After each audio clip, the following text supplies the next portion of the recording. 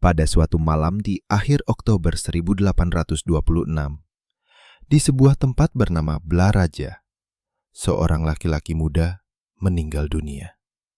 Namanya Willem John Surtain. Usianya baru 27 tahun. Berita kematiannya muncul singkat di Batavia's Koran. Tanpa kisah, tanpa penjelasan. Hanya satu keterangan penting. Ia wafat di Blaraja. Tidak ada catatan bahwa aktivitas di tanah itu berhenti. Tidak ada jeda produksi. Tidak ada penutupan administrasi. Karena dalam sistem kolonial, tanah tidak pernah ikut berkabung. Manusia bisa pergi. Namun tanah harus terus bekerja. Dalam pengumuman resmi itu, terselip informasi penting. Blaraja disebut sebagai tempat tinggal seorang administrator. Disediakan rumah bebas, beras, minyak, garam, gaji tetap 100 gulden per bulan, ditambah 5% dari hasil bersih tanah.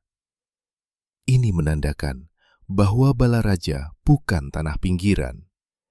Ia adalah pusat kendali. Surtain tidak hanya terkait dengan satu wilayah. Ia tercatat sebagai pengelola dan pemilik bersama atas beberapa tanah lain. Patrasana, Cakung, Rengat. Nama-nama ini tersebar di sekitar Blaraja dan menjadi titik tempat tinggal orang yang mengawasi semuanya. Tanah-tanah ini bukan berdiri sendiri. Mereka terhubung oleh satu sistem. Sistem produksi, sistem kontrol. Setelah kematian Surtain, kendali tanah tidak dikembalikan kepada masyarakat sekitar. Justru sebaliknya. Batavia's Weeskamer, lembaga negara kolonial, turun tangan. Tanah-tanah itu dikunci secara hukum.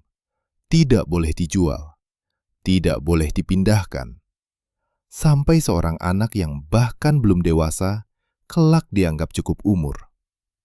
Sejak saat itu, tanah Blaraja sepenuhnya berada dalam pengawasan sistem kolonial Belanda. Yang mencolok bukan hanya apa yang tertulis, tetapi apa yang tidak pernah disebut. Tidak ada nama kampung, tidak ada masyarakat adat, tidak ada petani, tidak ada sejarah sebelum kolonial. Seolah-olah tanah ini lahir bersamaan dengan arsip. Padahal kita tahu, tanah tidak pernah kosong. Yang hilang bukan manusianya. Yang hilang adalah suaranya. Dari 1824 hingga 1826, dokumen-dokumen kolonial tidak sedang menceritakan Blaraja. Mereka sedang mengaturnya. Arsip bukan cermin kebenaran. Ia adalah alat kekuasaan. Dan dalam setiap barisnya, selalu ada bagian yang sengaja dibiarkan kosong. Karena sejarah tanah bukan hanya soal siapa yang tercatat, tetapi siapa yang dihapus. Jika Anda memiliki cerita lisan, peta lama, arsip keluarga, atau pengetahuan lokal tentang Blaraja dan wilayah sekitarnya, bagikanlah.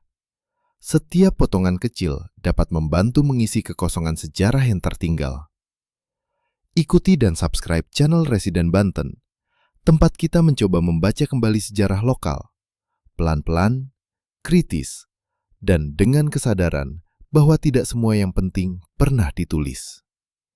Karena memahami asal-usul sebuah tanah adalah langkah awal untuk memahami diri kita sendiri.